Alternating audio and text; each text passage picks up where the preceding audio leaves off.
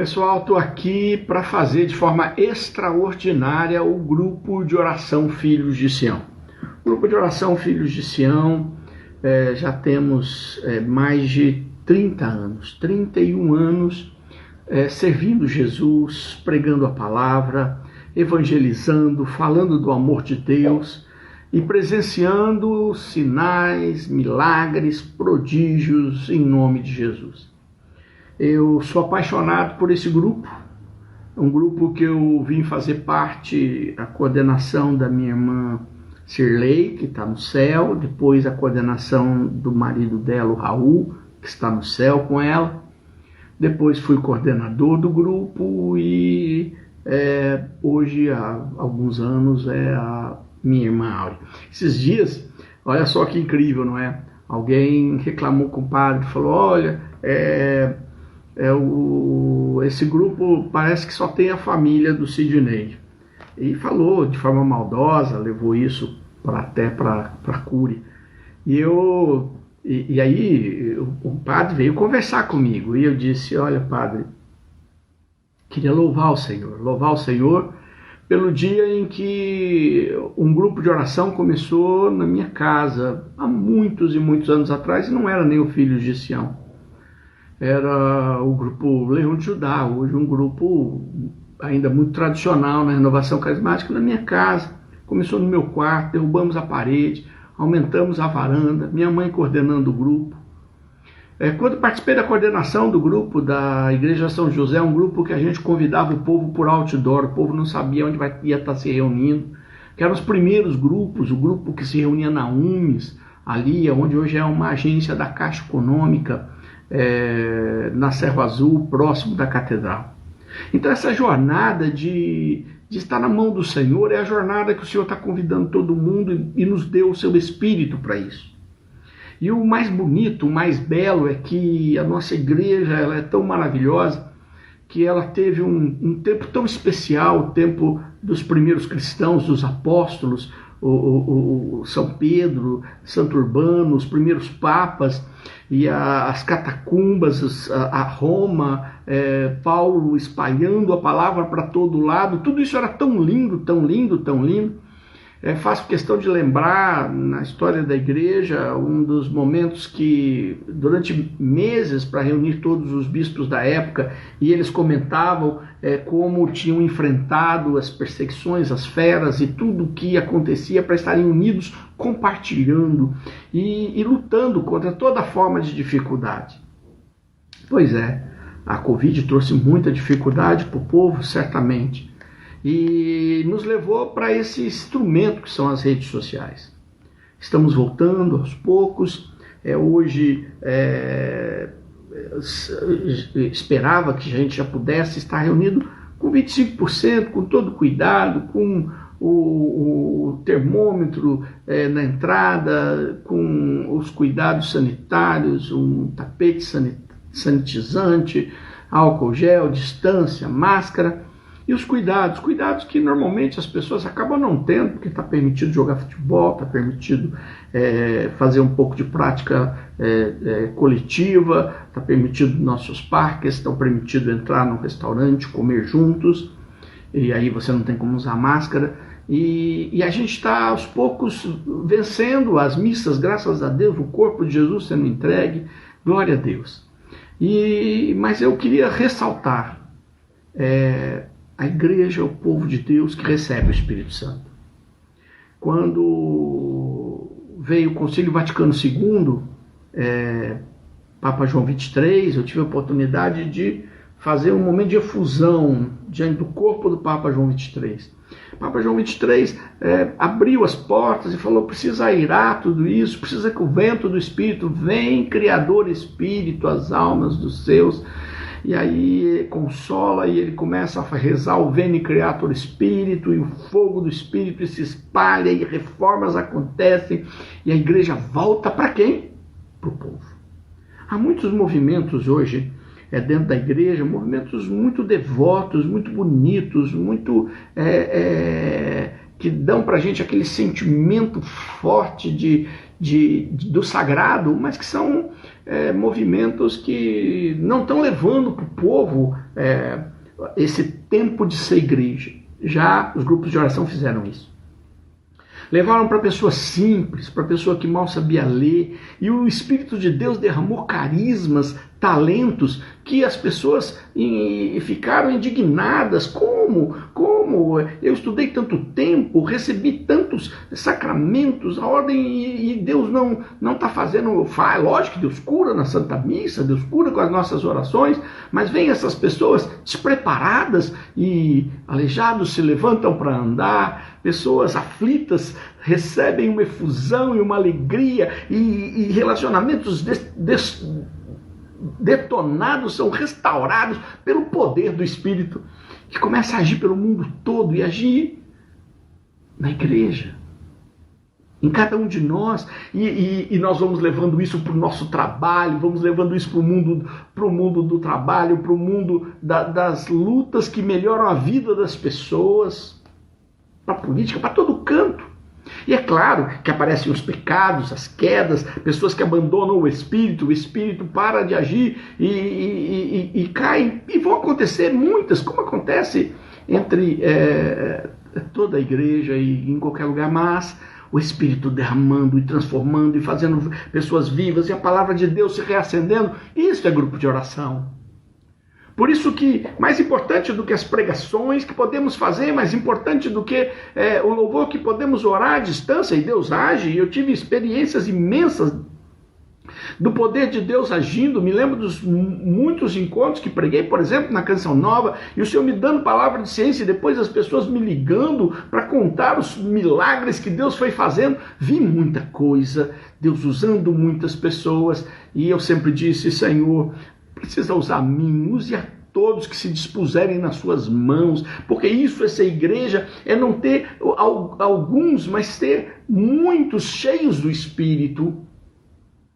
Hoje estamos de volta aqui nesse momento. A igreja também é um lugar de muita preocupação mútua com o que um está fazendo, o que o outro está fazendo. Isso que é bonito, porque aí a gente pode exercer mais profundamente todas as manifestações dos frutos do Espírito. Eu fico olhando, sabe? O Evangelho, eu sou apaixonado pelo Evangelho, gente. Puxa vida, eu gosto de todo o Novo Testamento, mergulho nas cartas de São Paulo, mergulho nos Atos Apóstolos, do qual eu extraio essa experiência da igreja nascente, o Apocalipse, que hoje me levou a vários estudos diante dessa perspectiva que a gente tem visto, do sofrimento com a Covid, com essa besta que abriu a tampa da peste. Mas o Evangelho é tudo. O Evangelho é onde a gente vê o que Jesus espera que nós nos transformemos, e que Ele sabe que nós não poderemos viver aquilo que Ele viveu e as suas palavras que Ele passou para seus discípulos, assim como os seus discípulos não eram capazes nem mesmo de entender o que Ele dizia. Esses dias eu pensava muito eu tenho assim na minha vida um desejo muito grande de não julgar. E eu faço isso da minha vida mesmo. Procuro não julgar as pessoas. E aí eu vi uma história que aconteceu esses tempos. Um homem, agora nesses últimos tempos, pegou lá na Europa, na Itália, pegou lá o trem para fazer uma viagem um pouco mais longa, e aqueles trens da Europa, e entrou um pai com 4 crianças, e as crianças começaram a badernar e a se pularem, a brigarem, se xingarem, rolarem no chão.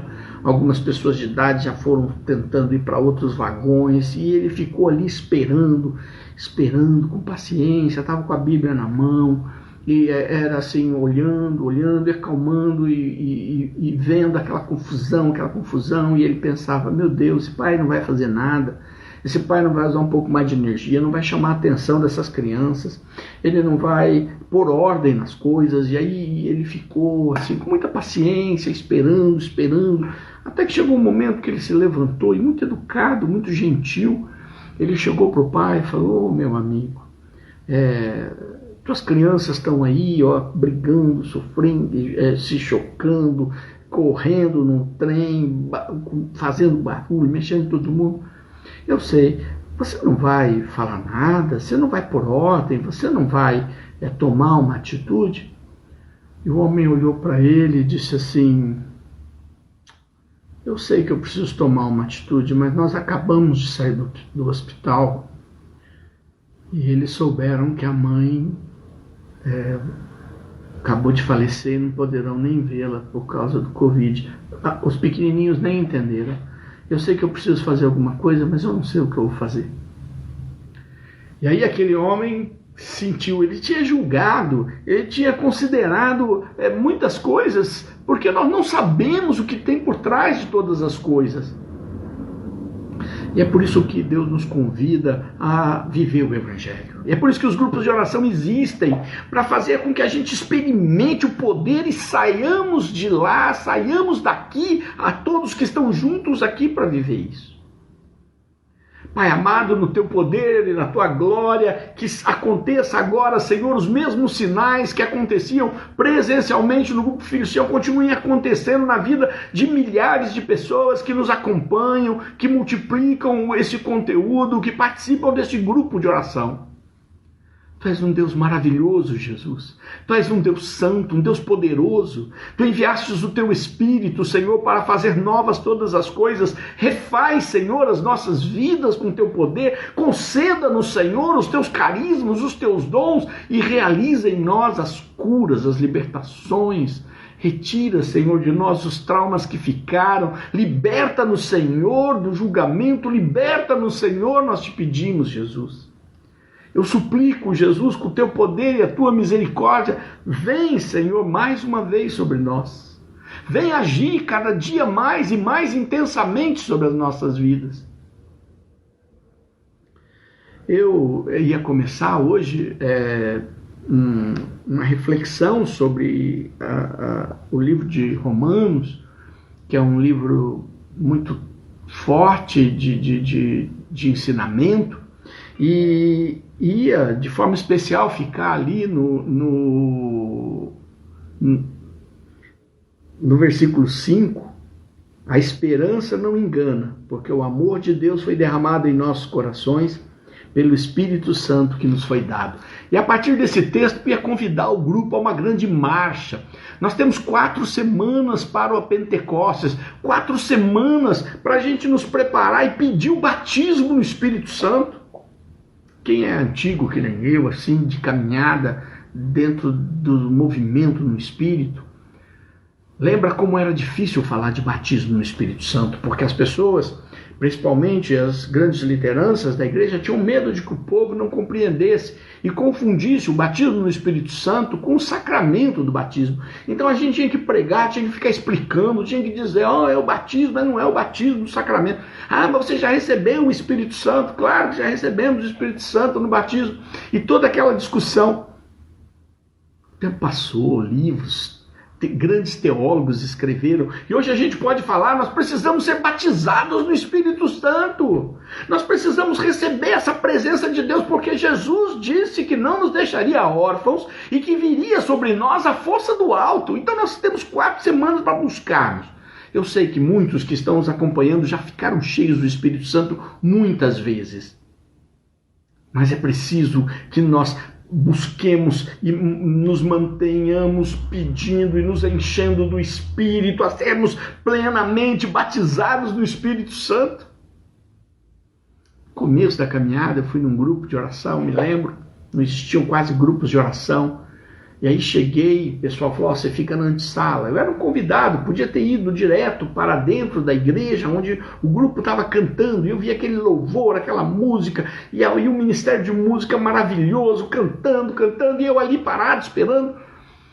E chegaram mais gente, ele falou, porque vocês são os novos que estão chegando pela primeira vez, então a gente gostaria de explicar para vocês que aqui é um grupo de oração, que aqui nós buscamos um derramamento do Espírito Santo, que é Deus, assim como Jesus é Deus, e que lá dentro nós deixamos o Espírito agir, e que acontecem profecias, e acontecem curas, e acontecem palavras de ciência, palavras de revelação e dons de línguas, e Deus age, e a gente queria preparar vocês, e a forma de preparar vocês é que cada um de vocês possa receber uma oração pessoal, aceitando Jesus como seu Salvador e pedindo o Espírito Santo.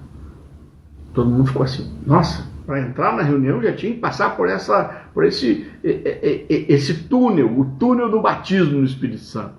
Muita gente não sabia nem o que estava acontecendo, tinha sido convidado, e eu lembro que aquela oração foi maravilhosa, não precisava nem entrar lá depois. E quando entramos, então o louvor tinha pegado fogo, e Deus agindo, e a pregação não foi longa, foi curta, mas ela foi profundamente uma manifestação do poder de Deus. É desses grupos que nós precisamos continuar bebendo e recebendo. É assim que nossas células querem estar fervendo de amor e de poder e de unção. O amor de Deus foi colocado em nossos corações pelo Espírito Santo. Não é possível amar verdadeiramente e ter esperança diante de tudo que estamos passando se o Espírito Santo não for colocar em nós esta esperança, este amor e esta fé. Para podermos olhar para frente e sabermos que há mais do que tudo isso e há muito a ser feito e há muita bênção a acontecer, e esse Espírito tem que agir sobre nós. Espírito Santo age, pedimos, Senhor, mais uma vez, se multiplique e toque, restaure, que haja verdadeiro Pentecostes, verdadeiro batismo no Espírito Santo. Glória a Deus. Como louvar a Deus diante de tantas lutas, se não for pela ação do Espírito Santo? Então o Espírito Santo haja mesmo sobre esse grupo, de forma que nós sejamos diferença na igreja, para acender, para perdoar, para não julgar, para amar, para restabelecer um tempo de unção e de poder, que só o Espírito Santo pode fazer, porque Ele é Deus. Aliás, eu quero gastar esses tempos agora só próximos, não só os 4 meses, mas do Espírito Santo, porque contra essa força e esse ataque diabólico, que muitos sinais malignos estão se multiplicando pelo mundo, e não é só a doença, mas muita coisa, só há um remédio: viver a vida diante de um tempo do Espírito Santo. Jesus veio e nos salvou, deu a sua vida, viveu entre nós, nos ensinou, subiu ao céu, está sentado à direita do Pai. É nele que vamos para o céu, no corpo de Cristo. Nos restaura com seu sangue, nos ressuscita, nos faz passar da morte para a vida. Jesus fez tudo isso. Mas o viver neste tempo é uma ação do Espírito Santo. O viver neste tempo é uma ação que o Espírito faz em nós. E aí podemos contemplar Jesus e adorar Jesus e glorificar Jesus, mas é o Espírito Santo quem faz isso. Então nós precisamos entender o tempo do Espírito Santo para vivermos no fogo e na força do Espírito Santo.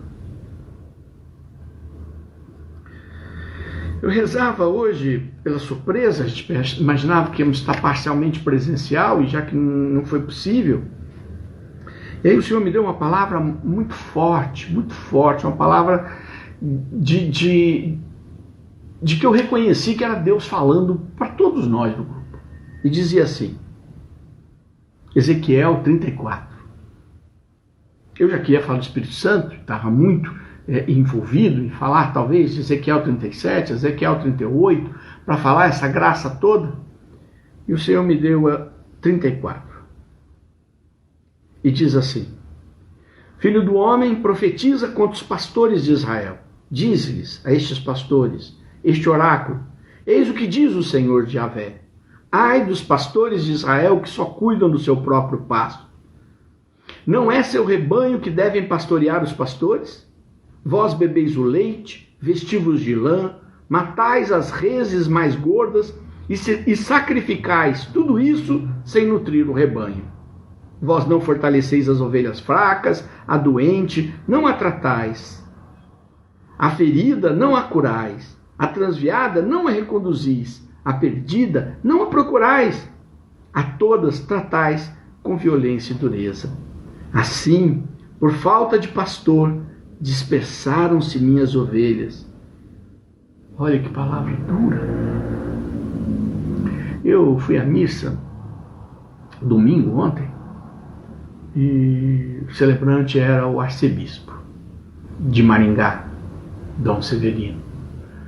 E ele, com aquele carinho franciscano, falou um pouco de Francisco, das escolhas que Francisco fez, e depois ele entrou no Evangelho, e lá para frente ele falou que Papa Francisco, escrevendo aos bispos, diz: vocês precisam ter cheiro de ovelha, pastorearem a tal ponto que sinta o cheiro de ovelha, porque cata a ovelha para carregar no colo, cuida da ferida, cuida de toda, fica com cheiro de ovelha.